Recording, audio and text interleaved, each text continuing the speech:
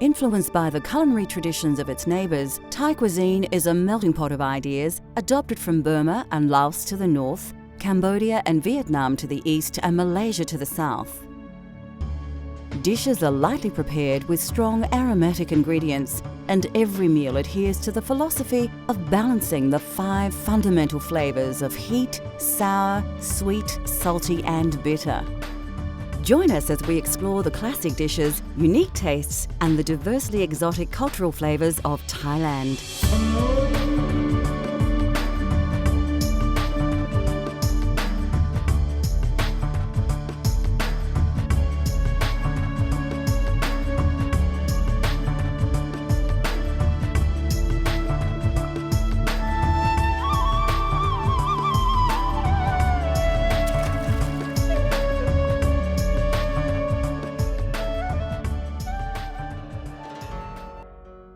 Thailand lies in the heart of Southeast Asia, and for centuries it was an important trade stop-off between India and China.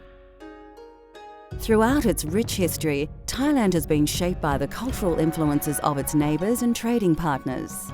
The Vietnam food is some place is quite similar of Thai food, and they have a spicy, but some places didn't eat spicy like Thailand, and didn't use the same ingredient of Thailand. It's some quite similar, and Cambodia food is different than us as well.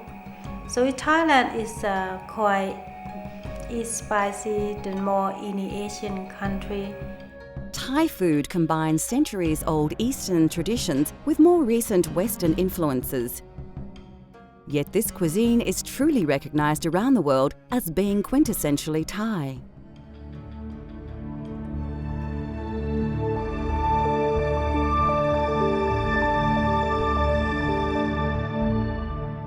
Thais use an abundance of aromatic herbs and spices to add intense flavours and tastes to their meals.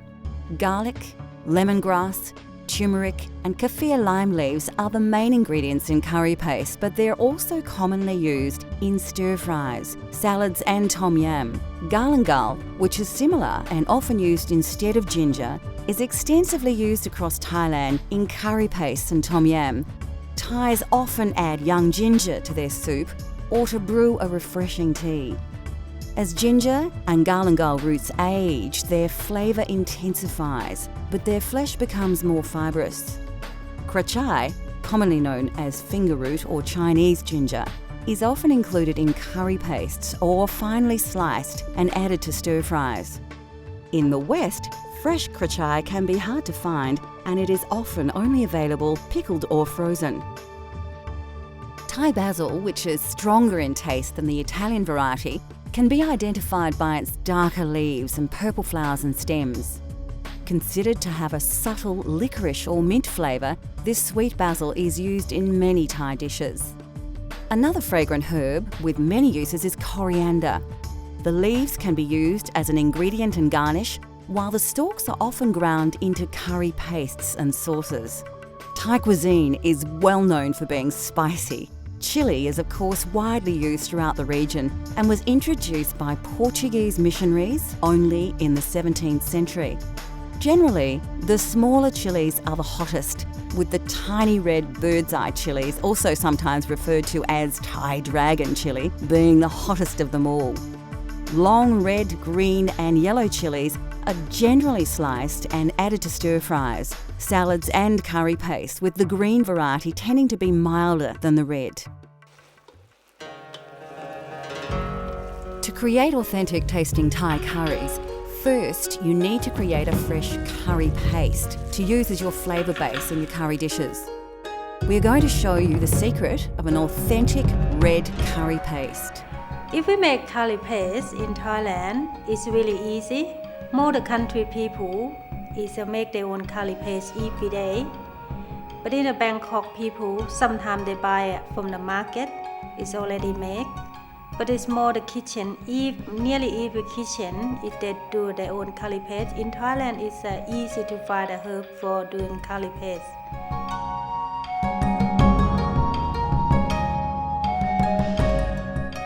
You'll need a mortar and pestle for this recipe. If you don't have one, a small blender will do the job. You'll also need a variety of spices and vegetables that you may only be able to get from your local Asian grocer or market. When you select your ingredients, fresh produce may not always be available, but many ingredients also come in 3 varieties: frozen, pickled or dried. And remember, if you're using dried chilies, you will need to soak them in water for a few minutes to soften them.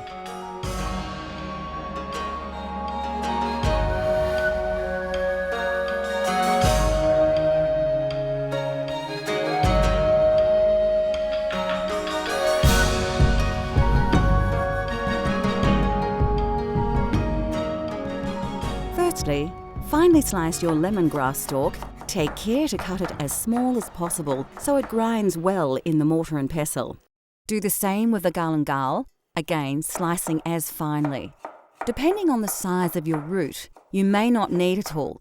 Add about a teaspoon to your mortar. Chop the krachai into small pieces. We are using krachai that is frozen, so it's quite soft now that it's thawed. If you have access to fresh, you may need to chop in finer. Carefully slice the zest off the kaffir lime, then dice it finely. You don't need to use the whole lime peel, about 2/3 is fine. If you don't have a kaffir lime, you can use finely diced kaffir lime leaves. Add your chilies to the mortar and then use your pestle to grind and pound the ingredients into a coarse paste. This will take some time, and if you are sensitive to chilies, your eyes may water a little.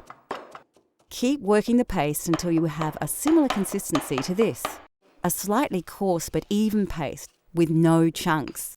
Put your mortar aside and grab your shallot. Remove the dry skin by peeling off the outer layer. Again, finely dice the shallot to add to the mix. Next, add the peppercorns and peel and dice the garlic. Once you've added the garlic to the mortar, it's time to work the contents into the paste. It's important to ensure that you have an even textured paste. If you are finding the mortar and pestle hard going, you can use a small blender to save time and your arm. Once you have a smooth paste, add the shrimp paste. Work it into the mix with the pestle. You can use a spoon to keep the paste off the sides of the mortar. Once it's well mixed, you have an authentic Thai red curry paste. Transfer your paste into a dish so you can use it later.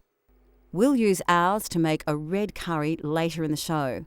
Freshly made curry paste will keep in the fridge for about a week.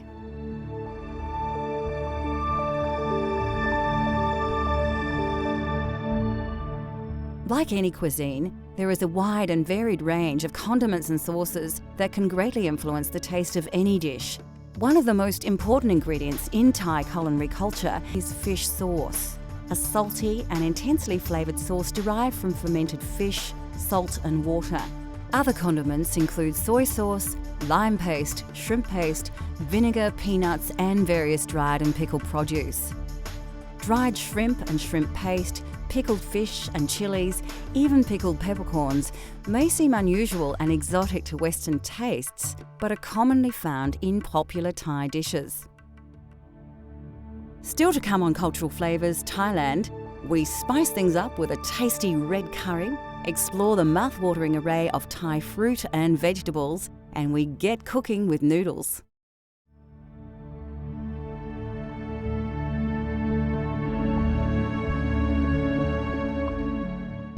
Rice is the staple grain of Thailand, and the fragrant and indigenous jasmine rice grows in abundance throughout the Central Plains. A long grain rice, it's generally served with most curries and some stir-fries, and is even eaten at breakfast. There are several varieties of rice, including sticky rice, which is popular in desserts, and as the main rice to the north of the country.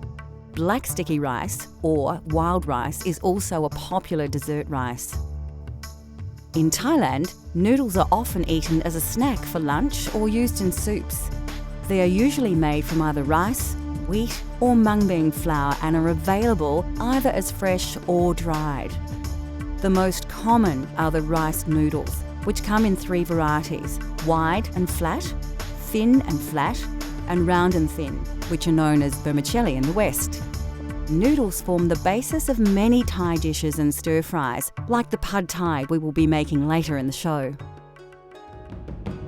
Thai curries have taken their influence from India and China, but the flavours of these spicy popular dishes are uniquely Thai.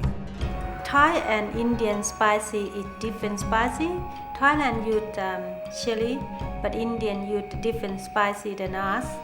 So Thai food is more soft than Indian foods. It's not too strong of herb. And the Chinese food is more didn't have a spicy in their mouth, just more stir fry and soup. We showed you how to create a wonderful aromatic traditional red curry paste earlier in the show. Using this paste as a flavour base, we will prepare a Thai red curry using a range of fresh vegetables and chicken. For this recipe, you will need a selection of fresh vegetables. Remember, if you can't find these exact ingredients, seasonal vegetables will do, although ingredients like kaffir lime leaves are important. The classic Thai ingredients we will be using are combinations of fresh, frozen and even pickled. All are readily available from Asian grocers. This can be a vegetarian dish if you prefer, but it is commonly cooked using chicken or pork. Of course, you'll need a couple of tablespoons of the authentic red curry paste, and the meal is generally served with jasmine rice.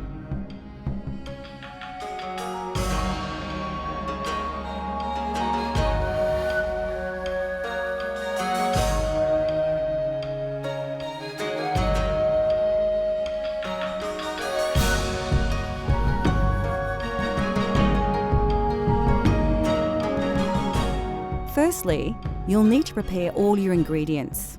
Slice the snake beans, not too finely, into about 3 centimetre or 1.5 inch lengths. The capsicum needs to be cut lengthways, taking long slivers off the edges while avoiding the seeds at the core of the pepper. Then dice these slices, like so. Having peeled your carrot, slice it so it can cook quickly but still retain its texture. You can put all these vegetables into a bowl as they'll be used together. Strip the string from the snow peas and slice them once or twice. Chop the cauliflower into coarse chunks and do the same with the eggplant. You will need to chop the kaffir lime leaves very finely as their flavour is very intense, so it's best to fold them together tightly and very carefully slice off tiny slivers. Add the bamboo shoots and karachai to your mix. Then you will need to get your rice cooking so it will be ready to serve with your red curry.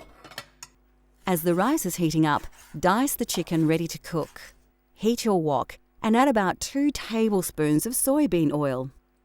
When the oil is hot, add your curry paste, releasing the flavours in the oil. Quickly before it burns, add a portion of your coconut milk. Keep it moving in the wok. When you have worked the curry paste and coconut milk together, add the chicken and combine it with the paste. Once fully coated, you can add more coconut milk and stir the mix together. It's a good idea to add your coconut milk in stages.